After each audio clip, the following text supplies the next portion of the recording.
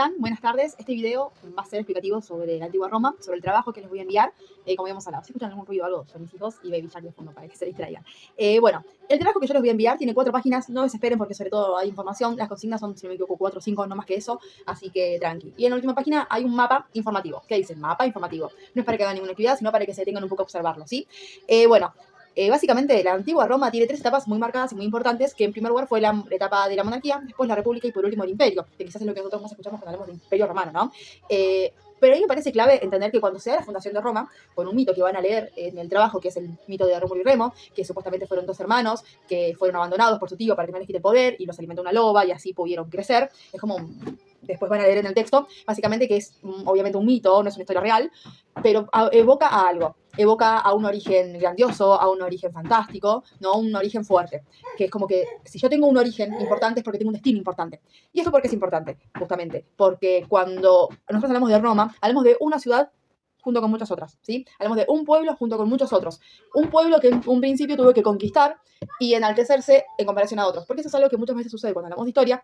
Y decimos, bueno, nosotros estamos hablando de Roma. Bueno, ¿qué? ¿Los romanos estaban perdidos en el medio de la nada, no hay otros pueblos? No, había muchas otras civilizaciones, muchas otras aldeas, muchas otras costumbres, pero justamente si nosotros hoy estudiamos a Roma es porque esta sometió a otras y también porque es una decisión, ¿no? Es una decisión histórica de quienes escriben la historia y quienes nos dicen qué estudiar, como les digo siempre, de estudiar a Roma y no estudiar, no sé, a los germanos, solo como conquistados, pero no desde sus orígenes, como sí hacemos con Roma, ¿sí? Entonces, esta es una cuestión muy importante entender que Roma era un pueblo junto a otros pueblos. La fundación de Roma fue en el año 753 a.C., que vemos que nosotros estamos hablando, si se acuerdan, estamos hablando de 12.000 años antes de Cristo al principio, con las primeras civilizaciones. Bueno, esto es solamente 753 antes de Cristo, ni 1000 años. Es bastante más actual, ¿no? Todo el tiempo que ha transcurrido desde esas primeras civilizaciones, de los sumerios y demás que hemos hablado. Bueno, pasaron muchas cosas, pasaron muchos procesos, y por eso estamos hablando de Roma y a lo que llegó. En el 753 se da la fundación de Roma con su primera gran etapa, que fue la monárquica. Era de carácter absolutista, era un rey que contenía el poder, y bueno, había un consejo, pero era más que nada consultivo. Las decisiones las tomaba el rey. Hubo solamente 7 reyes y, de alguna forma, el sector dominante, el sector más rico, el sector que no podía acceder al poder porque ya existía un rey, de alguna forma hubo diferentes estrategias. Hay un mito de supuestamente un caso de violencia. Como les decía, estos son mitos. La realidad es que el tipo fue a la guerra y cuando volvió habían tomado el poder. Una suerte de golpe de estado por parte de los patricios, que ahora vamos a ver, que eran el sector más importante. ¿Por qué? Porque pasaba lo mismo que pasó acá cuando podemos hablar de la revolución de la patria, que era un sector que tenía la riqueza pero no tenía el poder político y quería tomarlo, entonces corrió el virrey. Bueno, pasó lo mismo con la monarquía en Roma. Se dio lugar a la república, que la república se caracteriza por la división de poderes. Nosotros estamos en la República Argentina porque tenemos 3 poderes diferentes, ¿no? Es decir, que el poder no está en uno como la monarquía, que no necesariamente hay monarquías absolutistas. El carácter de Roma sí era absolutista, pero hay otros tipos de monarquías, como por ejemplo la monarquía de Gran Bretaña. No es como la monarquía romana. No, cuando nosotros hablamos de conceptos, aunque sean las mismas palabras, no significa que sean los mismos. No significa que sean exactamente iguales las situaciones, porque hoy son diferentes procesos históricos y diferentes realidades sociales. Bueno, en esta situación de la república pasa lo mismo. Había división de poderes, pero por supuesto que no era la república como la conocemos hoy. En primer lugar, imagínense que los senadores, que eran los que tomaban las decisiones, que el Senado era quien impartía la justicia y todo lo demás son las cuestiones relativas a la sociedad, porque manejaban el Estado. ¿Y qué es el Estado? Bueno, eso ya lo hablamos 1000 veces que es el Estado. Pero justamente el Senado era quien conducía el Estado. Y estaba manejado por los patricios, que era el sector dominante, el sector que tenía la riqueza. En un principio, en esta época de la República, justamente se caracteriza por las tensiones sociales, que lo van a leer en el trabajo. Las tensiones sociales estaban permanentemente entre patricios y plebeyos. Ahora bien, ¿quiénes eran los plebeyos? Los plebeyos eran las personas comunes, como seríamos nosotros, por ejemplo, personas comunes que no tenían riquezas, pero no eran esclavos, pero tampoco tenían derechos como los patricios. Entonces había diferentes situaciones de conflicto social entre patricios y plebeyos. Ahora continuamos con la siguiente etapa, que es la etapa de imperio. Ya habíamos dicho nosotros qué es lo que define un imperio. Lo que define un imperio es que es un estado que conquista a otros, que se expande territorialmente y permanece en ese nuevo territorio. De esa forma se dan los imperios. Estas son las diferentes 3 etapas de Roma, que es importante diferenciarlas porque marcaron diferentes cuestiones, ¿no? La monarquía marcó una fundación, marcó la primera impronta, el primer paso de Roma como civilización grande. Ahora, la república marcó el primer paso en su construcción social, civil, legal. Y después el imperio marcó la etapa de la gran Roma que nosotros escuchamos cuando hablamos de historia. Estas etapas, los sectores sociales más importantes y más destacados, digamos, porque después hay, ¿no? Nosotros hoy no podemos decir, bueno, está en lo que tiene plata y lo que no tiene plata. Los que tienen poder y los que no tienen poder. Porque hay un montón de matices, ¿sí? Entre ser bueno y ser malo, entre tener plata y no tener plata, entre tener poder y no tener poder. Pero los tenemos que dividir para una mejor comprensión de la realidad histórica de la época. Tenemos en primer lugar los patricios, que a los caracterizaba la realidad el concepto de gens, como gentes, pero gens. ¿Qué es una gens? Es un núcleo familiar importante, prominente, del que participan, del que son parte justamente los miembros de la familia. Entonces los patricios se los identificaban por esto, ¿no? De venir de las primeras gens fundacionales de Roma, entonces tenían hasta sus propios cementerios, sus palacios. Entonces podemos hablar de que la sociedad romana era una sociedad totalmente nuclear, ¿sí? Nuclear dentro de la familia, porque eran liderados por el patriarca, que era el primer padre o el primer abuelo. Entonces se iba heredando esa forma de poder. E imagínense que quien no pertenecía a una gens no era nadie. Esto van a encontrar un concepto muy importante que es el ecuestres, que significa caballero. Si nosotros lo traducimos, tiene que ver con los caballos, con las cuestiones hípicas, pero en la época era relacionado mucho al caballero, porque era el hombre prominente, el hombre que tenía poder y el hombre que estaba acomodado social y económicamente. ¿Sí? Después por un orden estaban los plebeyos, que era lo que ya habíamos dicho, que básicamente no tenían gens, no pertenecían a ninguna gens importante, no tenían familias ricas, no tenían familias prominentes, no tenían familias importantes. Eso lo podemos pensar en que es nuestra propia historia, cuando hablamos de los Anchorena y todos esos casos, ¿no? Estas familias importantes que fueron quienes fundaron nuestro país. Esto pasó siempre. Y bueno, después estaban los esclavos, que eran un sector muy importante en la vida de Roma, en la sociedad romana y en la construcción de la realidad romana que a nosotros nos llega a los oídos hoy, ¿no? Estaban en las tareas domésticas, en las tareas agrícolas, y bueno, era muy importante. Y después otro aspecto importante que van a encontrar en el texto es sobre la economía. La economía de Roma se basaba, en primer lugar, claro, la agricultura, la ganadería y el comercio.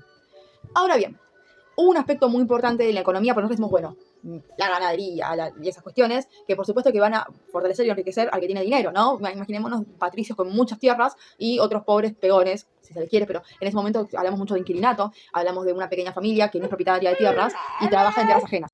Ahora con compañía les planteaba que esta cuestión del inquilinato es muy importante porque en el texto lo van a leer a este, pero se los quiero mencionar, que es cuando el soldado romano participaba de las diferentes contiendas que implicaban la elección de nuevos territorios, obviamente tenía que abandonar sus propias tierras.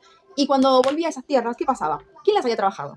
Probablemente la esposa, probablemente los hijos, en una situación de precariedad total, ¿no? Entonces, el hombre que trabajaba las tierras, que tenía otra capacidad de fuerza de trabajo, se había ido a la guerra. Probablemente a la esposa la habían violado, la habían asesinado, a sus hijos también, porque la sociedad era completamente diferente a lo que conocemos hoy. Que incluso quizás, a mí se me ocurre, que si hoy una mujer con sus 7 hijos está en una casita sola, en el medio de la nada, probablemente le pasen barbaridades. Bueno, hace 2000 años era lo mismo. Entonces el soldado volvía y se encontraba con su tierra destruida y quizás con su familia también destruida y empobrecido. ¿Qué pasaba?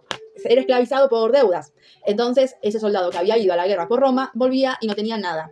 Asimismo, esta economía también que se basaba en esclavos, eran esclavos que antes de que llegue el Imperio Romano eran personas comunes, eran plebeyos, pero con la llegada del Imperio Romano se convirtieron en esclavos. Entonces esto generaba tensiones muy grandes, porque quizás nosotros tenemos una visión del esclavo, que es una persona que de tradición esclava, ¿no? Que nació así, sí, mi amor, que nació así, que no tuvo recursos, que no tenía estas posibilidades, pero acá estamos hablando de que quizás eran guerreros, que los romanos eran esclavos. Entonces había tensiones muy importantes que también interferían en la economía, porque si tenemos tierras que tienen que ser trabajadas por los plebeyos y por los esclavos, y estamos en conflicto con esos plebeyos y esclavos, va a ser un problema social, ¿no?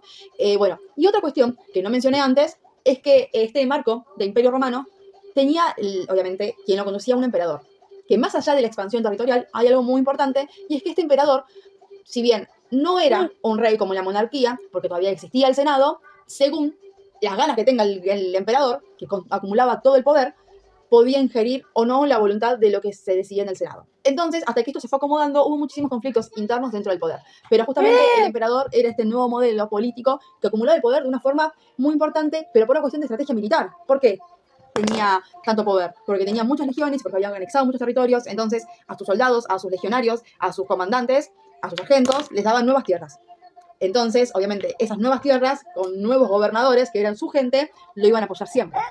Y así se acumulaba el poder en el imperio. Bueno, para concluir, seguramente en los diferentes puntos del trabajo y en lo que estaba comentando, van a ver que las tensiones sociales y los conflictos eran permanentes y, bueno, muy marcados. Por eso, lo último que van a encontrar en el trabajo son 2 reformas que fueron muy importantes. Por un lado es el tribunado de la plebe. Como es el nombre, el tribunado era una forma de participación en el Senado. O sea, en el Senado estaban, obviamente, los senadores, que era la institución más importante. Pero a su vez, el Senado estaba instituido y tenía diferentes unidades, que eran los tribunos. Los tribunos eran gente que también tenía representación dentro del Senado, no tan importante como los senadores, pero sí era una suerte de diputados, ¿sí? Pero cuando nosotros tenemos una ley, que decimos que primero tiene que pasar por la Cámara Baja, que es la de los diputados, y después por la Cámara Alta, que es la de los senadores, bueno, esto era muy parecido. Y justamente el tribunado de la plebe es un tribuno en el que participaban los plebeyos. Estas personas que no eran parte de los patricios y que no pertenecían a ninguna gens, pero podían de alguna forma votar y participar de esta manera. Van a ver en el trabajo todas las virtudes que tenía ser representante de un tribunado de la plebe.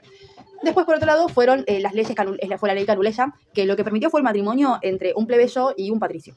una plebeya y una patricia, y un patricio y viceversa, ¿no? Porque esto fue muy importante, ¿por qué? Porque aquel que había nacido en condición de plebeyo, pero muy probablemente tenía dinero, sí, era un comerciante, que tampoco nos imaginemos que siempre el plebeyo es ese que está andrajoso y trabaja la tierra, sí, seguramente había muchos plebeyos que sí lo hacían, pero también había plebeyos que no eran patricios, que no tenían poder político o social de nacimiento, pero sí tenían mucho dinero. Entonces, un plebeyo podía casarse con la hija de un patricio y de esa forma ser parte de una gens. A lo que antes estaba prohibido, estaba condenado por la ley que pasara esto. Entonces, esta persona que integraba de forma nueva esta gens podía participar del Senado. Y a su vez también podía, de alguna forma, sus hijos ya iban a ser parte de la gens. Entonces, se empezó como a combinar de alguna forma este carácter social, que fueron cosas muy importantes para los plebeyos que tenían poder económico, por supuesto. Pero es como que también define un poco las tensiones sociales y cómo pueden llegar a modificar también los sectores más altos. A todo esto, para que llegaran estos procesos y estos cambios, miles murieron, hubo un montón de revueltas, un montón de cuestiones muy difíciles. Pero bueno, después las consignas van a ver que son muy de comprensión, muy de interpretación personal, las tienen que hacer siempre con sus palabras, recuerden, no busquen en Google porque no tiene sentido, toda la información está en el trabajo. Así que háganlo como lo interpreten, es importante que lo puedan leer, que cualquier duda me la consulten y lo seguimos hablando.